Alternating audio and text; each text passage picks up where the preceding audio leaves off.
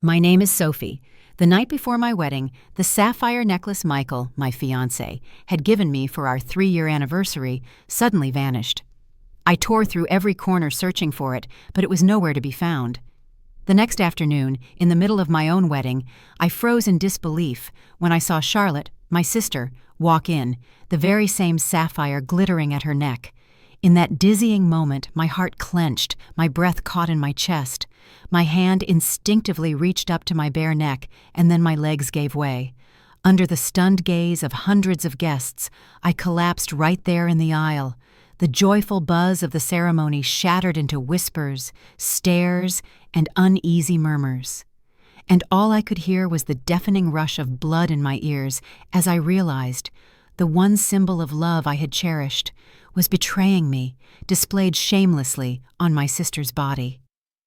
"Charlotte," I heard myself say, my voice strange and distant. "That necklace." Her hand touched it reflexively, and for an instant something flickered across her face. Guilt, perhaps? Fear? But then it was gone, replaced by that radiant smile, the very smile that had once won her the homecoming crown 3 years in a row.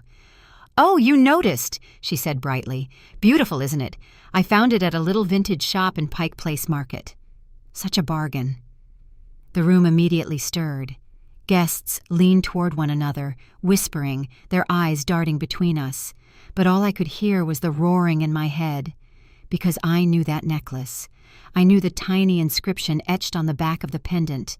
"Forever begins now, M." And in that instant, the world I trusted crumbled to pieces. Growing up as Charlotte's younger sister meant living in a very specific kind of shadow. She was 2 years older, 3 inches taller, and seemed to possess some kind of genetic lottery win that I'd missed out on. While I struggled with calculus, she was getting full rides to UW. While I was stage manager for the school play, she was the lead. Our house in Bellevue was one of those perfect suburban colonials with the white picket fence that looked exactly like what it was, a carefully maintained illusion. Dad worked at Microsoft. Mom was a real estate agent who specialized in luxury properties, and we were the kind of family that sent out color-coordinated Christmas cards every year. The inequality started small. Charlotte's Sweet 16 was a catered affair at the country club with a DJ and custom party favors. Mine was a family dinner at Olive Garden because the market had been slow that year. Charlotte got a car when she turned 16, a white BMW that she promptly decorated with a University of Washington decal she hadn't earned yet. I got my mom's old Honda Civic when Charlotte upgraded to a newer model her senior year. "You understand, don't you, sweetie?" Mom would say, perfecting the art of the concerned head tilt. "Charlotte just has more social obligations." I understood perfectly. I understood when they flew out to every one of Charlotte's college volleyball games, but missed my National Honor Society induction because Dad had a work conference. I understood when Charlotte's graduation party had 200 guests, and mine had immediate family only because we were keeping things intimate. I understood when Charlotte moved back home after college to save money, and they renovated the entire basement into a luxury apartment for her, while I was told that living at home after graduation would stunt my independence. The thing about being the invisible child is that you learn to see everything. You notice when your sister starts wearing new jewelry she can't afford on her marketing coordinator salary. You notice when she suddenly stops complaining about being single right around the time you start dating someone seriously. You notice when she starts asking specific questions about your boyfriend's job at Amazon, his stock options, his plans for the future. I met Michael at a mutual friend's housewarming party in Capitol Hill. He was the kind of guy who actually read the books on his bookshelf, who knew how to cook more than just spaghetti, who remembered that I took my coffee with oat milk and no sugar. He wasn't flashy like the guys Charlotte dated. No Tesla, no Rolex, no stories about his startup that was definitely going to get acquired by Google. He was steady, kind, and looked at me like I was the only person in the room, even when Charlotte was there. Our first date was at a tiny Ethiopian restaurant in the International District. He'd asked me to pick the place, actually caring about what I wanted. We talked until the owner politely told us they were closing.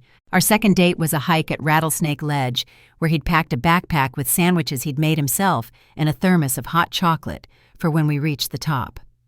By our third date, when he showed up at my apartment with soup and medicine because I'd texted him that I had a cold, I knew I was in trouble.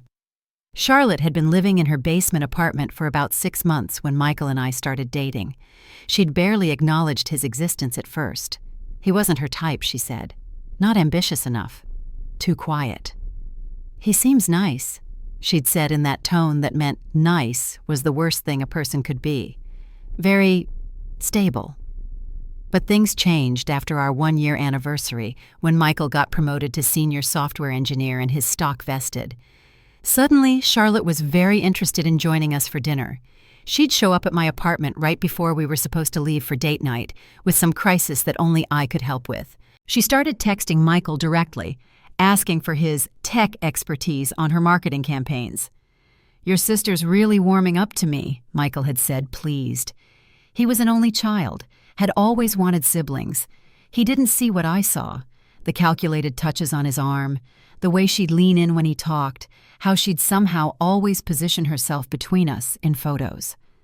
The necklace came on our 3rd anniversary.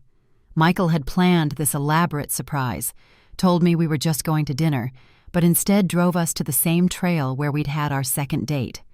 At the summit, as the sun was setting over the Cascade Mountains, he pulled out a small velvet box. "It's not an engagement ring," he'd said quickly, seeing my expression. "Not yet. But I wanted you to know that I'm sure about us, about our future. This is my promise that when I do propose, it'll be forever." The sapphire teardrop caught the last rays of sunlight, and when he fastened it around my neck, I felt like Charlotte's shadow finally couldn't reach me here. 3 days after seeing the necklace on Charlotte, I became a detective in my own life. I told myself I was being paranoid, that there had to be an explanation. Maybe Michael had bought 2 necklaces. Maybe it really was a coincidence. Maybe I was finally cracking under the weight of wedding planning stress and a lifetime of sisterly resentment. But paranoia doesn't explain the credit card statement I found in Michael's laptop bag. The one showing a $200 charge at the W Hotel downtown on a Tuesday afternoon when he was supposedly in back-to-back meetings. Paranoia doesn't explain Charlotte's sudden work trips that coincidentally aligned with Michael's guys' nights. Paranoia doesn't explain finding my sister's lipstick in Michael's car, the distinctive MAC Ruby Woo that I'd bought her for Christmas. I confronted Michael first. We were in our Queen Anne apartment, the one we'd just signed a 2-year lease on, with boxes everywhere labeled kitchen fragile and master bedroom. The wedding was in 18 days. "I need you to tell me the truth," I said, holding up the credit card statement. "And I need you to tell me now."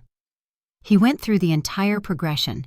Confusion, indignation, anger that I was snooping, and finally, when I pulled out my phone with a photo I'd taken of Charlotte wearing the necklace, resignation. "It just happened," he said, which is what they all say. "After the engagement party. We were both drunk, you'd gone to bed early with a headache, and we were cleaning up and—" The engagement party was 6 months ago. He looked at the floor, at the walls, anywhere but at me. I tried to end it. Multiple times. But Charlotte said she'd tell you I forced myself on her if I broke things off. She said you'd believe her because you always do, because she's Charlotte and she's perfect and— Stop. I couldn't listen to him try to make himself the victim. "The necklace. You gave her my necklace?" "She saw it in my drawer when she was over that time you were at your book club. She wanted it. She said it would be like having a piece of me with her always." I laughed then, actually laughed, because the alternative was screaming. My book club. The one thing I did for myself, the one evening a month that was just mine, and they'd used it for their affair. I could have confronted Charlotte immediately, could have called my parents, caused a scene, canceled the wedding in a blaze of righteous anger. That's what the old me would have done. React emotionally, give Charlotte the chance to spin the narrative, turn herself into the victim somehow. But I'd learned from the master manipulator herself. Instead, I played the long game. I told Michael I needed time to think, that he should stay with his parents for a few days. I watched him pack a bag, pathetic and deflated, still trying to explain how it wasn't really his fault. Then I called Charlotte. "Can you come over?" I said, making my voice crack. "Michael and I had a fight about the wedding budget. I need my sister." She was there in 20 minutes, wearing yoga pants and an oversized sweater, her hair in a messy bun, the picture of concerned sister ready to provide comfort. She wasn't wearing the necklace. "Oh, honey," she said, pulling me into a hug that made my skin crawl. "What happened?" I let her play her role, crying into her shoulder about fictional arguments over centerpieces and plus ones. I watched her face carefully as she dispensed advice about not letting wedding stress ruin what you have and how Michael clearly adores you. The calculation behind her eyes was almost admirable. For 2 weeks, I became the best actress in Seattle. I reconciled with Michael publicly, telling him we'd work through it after the honeymoon. I continued wedding planning with my mother, smiled through the final dress fitting, wrote my vows. I gathered evidence like a prosecutor building a case, screenshots of texts, credit card records, even a particularly damning video from Michael's phone that he didn't know had backed up to our shared cloud storage. But the masterpiece was the rehearsal dinner. The rehearsal dinner was at Canlis, Seattle's most iconic fine dining restaurant, with a perfect view of Lake Union. My parents had spared no expense. Ironically, they'd been more generous with my wedding than they'd ever been with anything else in my life, probably because it was really Charlotte's show. She was the maid of honor, after all. She'd planned the bachelorette party, during which she'd disappeared for 3 hours, given input on every decision, and would be standing right beside me as I married the man she was sleeping with. I'd asked Charlotte to give a speech, told her how much it would mean to me. She'd prepared note cards and everything, practiced in front of the mirror. I knew because I'd seen her through the crack in the basement door 2 nights before, rehearsing lines about true love and knowing when someone is your person.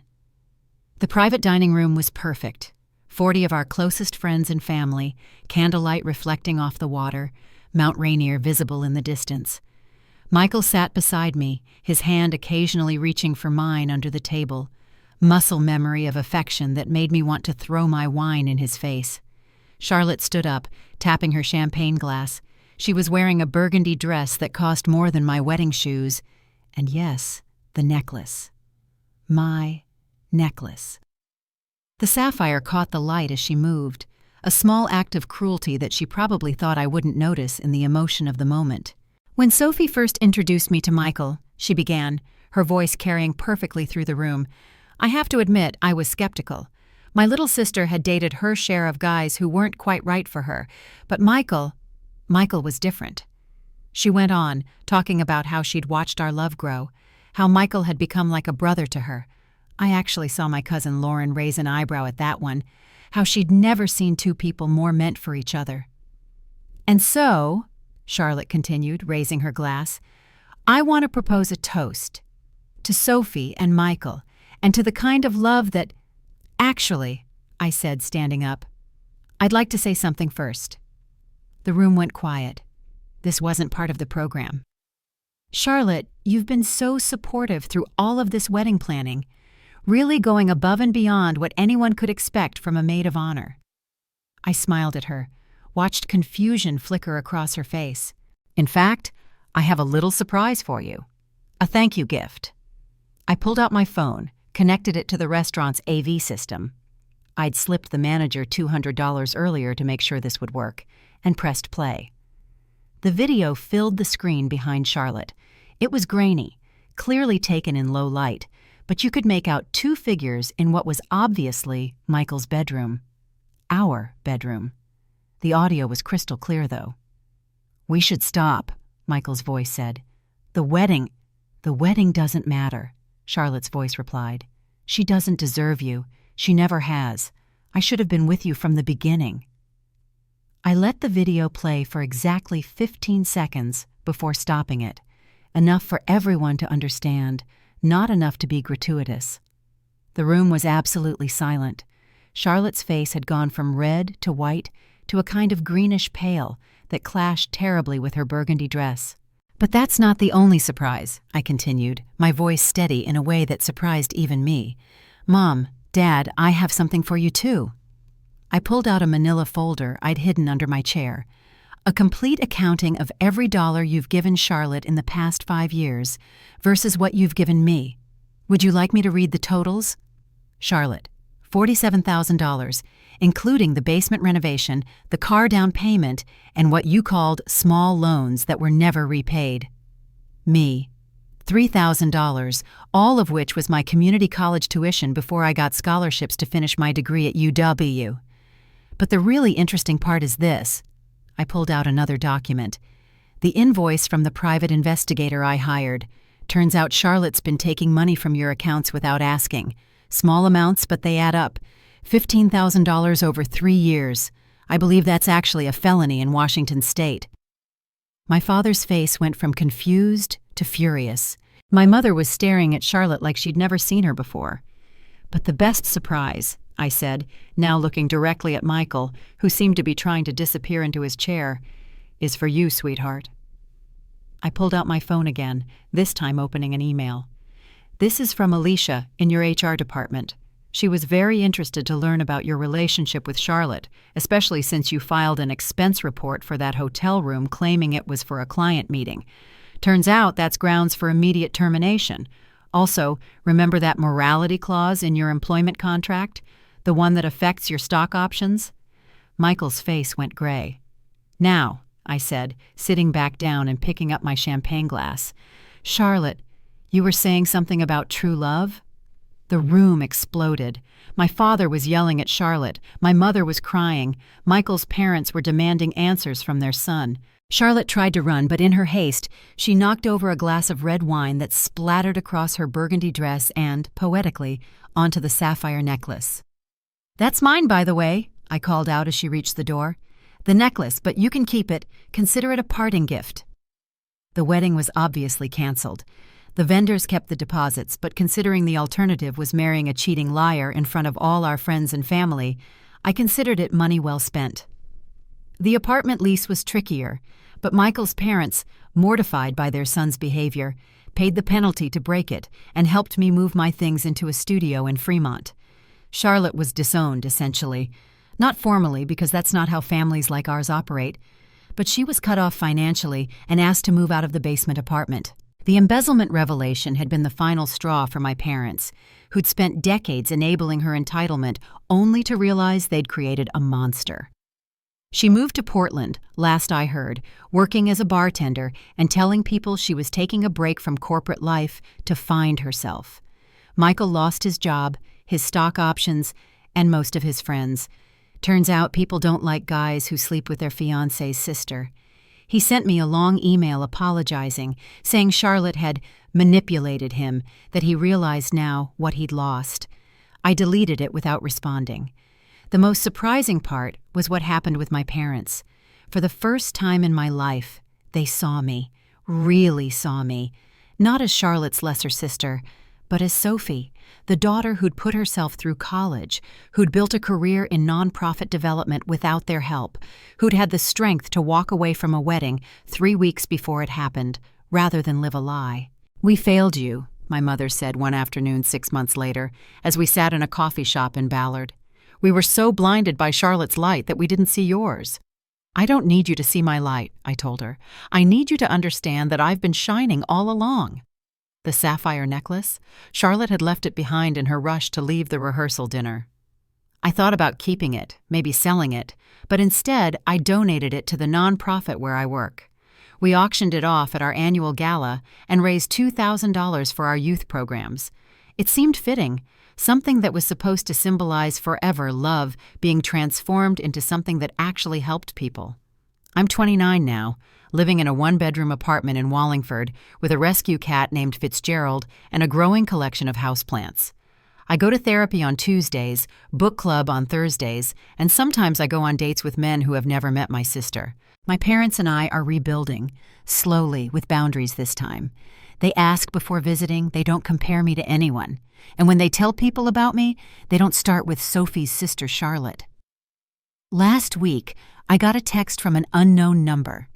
It was a photo of Charlotte wearing a cheap cubic zirconia necklace that looked vaguely like the sapphire teardrop with a message, "Thinking of you." I blocked the number without responding. Some shadows, once you step out of them, should never be allowed to follow you into the light. But sometimes, late at night, I think about that moment in the bridal shop, seeing that necklace around Charlotte's neck, and I feel grateful. Not for the betrayal, but for the clarity it brought. Because if I'd never seen that sapphire teardrop catching the light against my sister's throat, I might have married Michael. I might have spent years living in Charlotte's shadow, in a marriage built on lies, never knowing my worth. Now I know exactly what I'm worth, and it's so much more than anyone ever taught me to believe. The truth is, I don't need their validation anymore. I don't need to be chosen, to be preferred, to be seen as equal to Charlotte or anyone else. I chose myself, and that choice, made in the ruins of what should have been my wedding, was the first moment of my real life. Some people might say I went too far, that I should have handled it privately, that family matters should stay in the family. But family isn't supposed to betray you. Love isn't supposed to humiliate you. And when someone shows you who they really are, repeatedly and without remorse, believing them isn't cruel, it's survival. I kept one thing from that whole mess, the engagement ring. Not to wear, but as a reminder. It sits in a safety deposit box at Chase Bank, and once a year, on what would have been my wedding anniversary, I go look at it. Not because I miss Michael or mourn what we had, but because that ring represents the last time I let anyone else determine my value. The inscription inside reads, "Forever starts now." He was right about that, just not in the way he intended. My forever did start then, the moment I stood up at that rehearsal dinner and refused to be anyone's second choice, anyone's shadow, anyone's consolation prize. Forever started the moment I decided I was enough, exactly as I am, without anyone else's validation. And that's a love story worth telling,